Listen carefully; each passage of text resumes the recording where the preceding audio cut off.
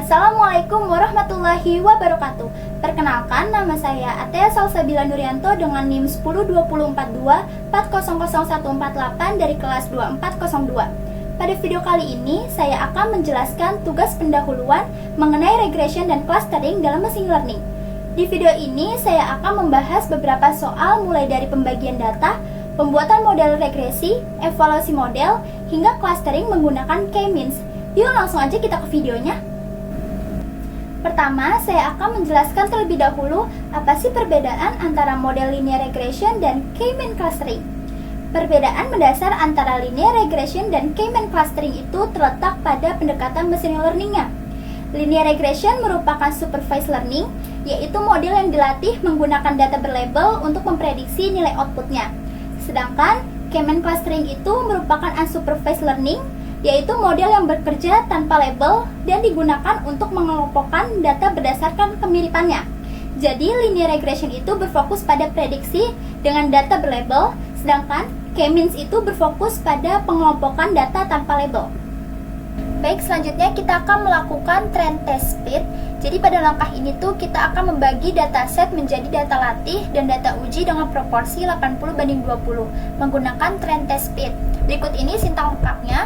X sama dengan DF sales quantity discount ini untuk menentukan fitur atau inputnya. Y sama dengan DF profit ini tuh untuk menentukan target atau outputnya. X underscore trend, X underscore test ini tuh untuk data fitur latih dan ujinya. Selanjutnya Y underscore trend, Y underscore test ini tuh untuk data target latih dan ujinya.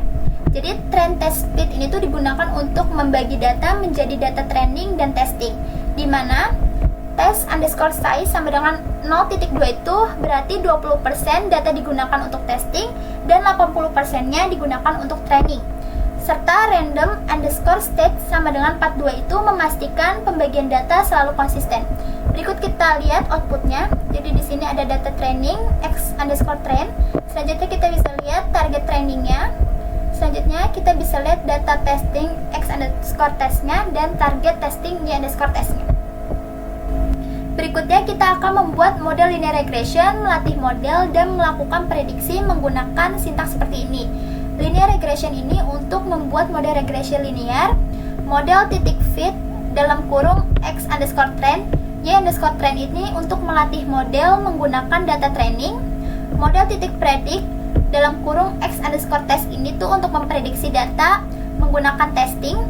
Selanjutnya print dalam kurung Y underscore print ini untuk menampilkan 5 hasil prediksi pertama. Bisa kita lihat outputnya, yaitu 5 data pertama dari hasil prediksi. Selanjutnya melakukan koefisien dan intercept. Sebelum kita lihat sintaknya, kita bisa pahami terlebih dahulu konsepnya.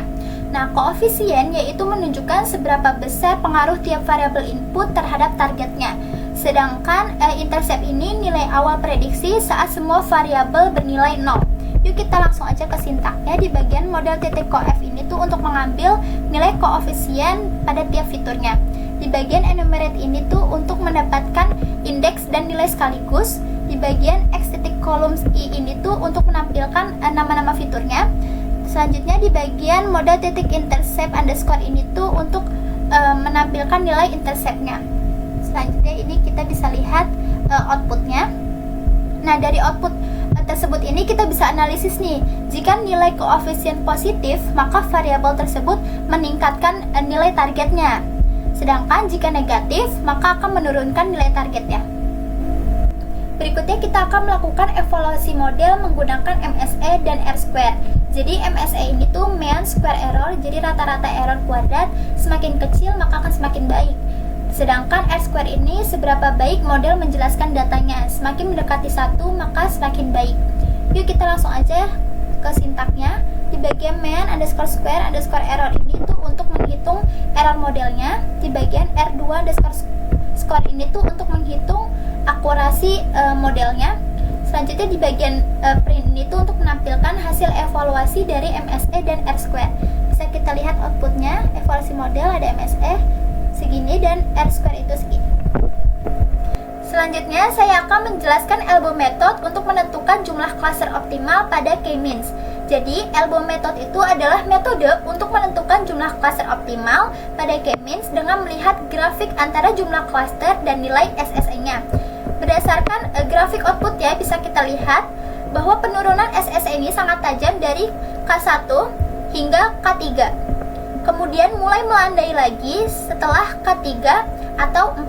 Hal ini tuh menunjukkan bahwa titik siku elbow berada di sekitar 3 atau 4, sehingga jumlah cluster optimalnya itu adalah 3 dan 4. Berikutnya kita akan membuat model K-means menggunakan sintak K sama dengan 3 ini tuh untuk jumlah klasternya.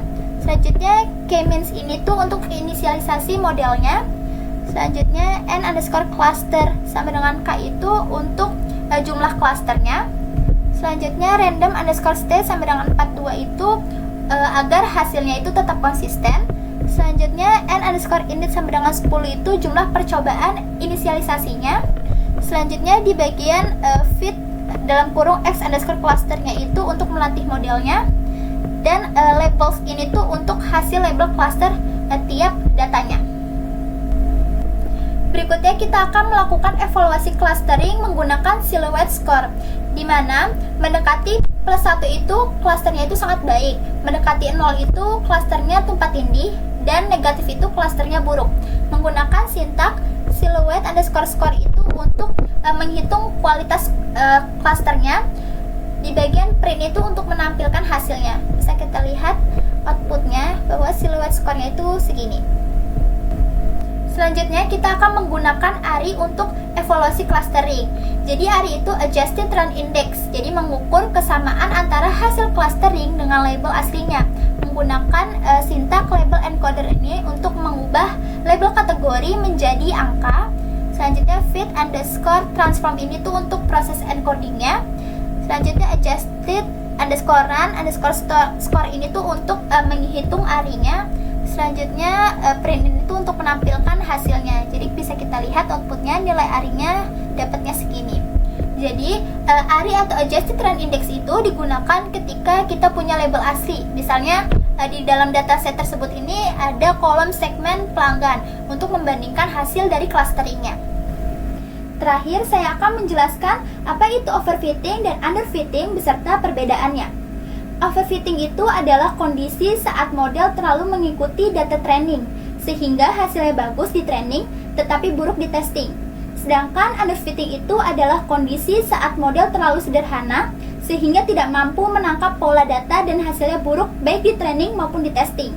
Jadi perbedaannya, overfitting itu trainingnya bagus tetapi testingnya jelek, sedangkan underfitting itu training dan testingnya sama-sama jelek. Demikian penjelasan dari saya mengenai regression dan clustering, mulai dari pembagian data, pembuatan model, hingga evaluasi model dan clustering. Semoga penjelasan ini dapat membantu dalam memahami konsep dan implementasi mesin learning. Wassalamualaikum warahmatullahi wabarakatuh.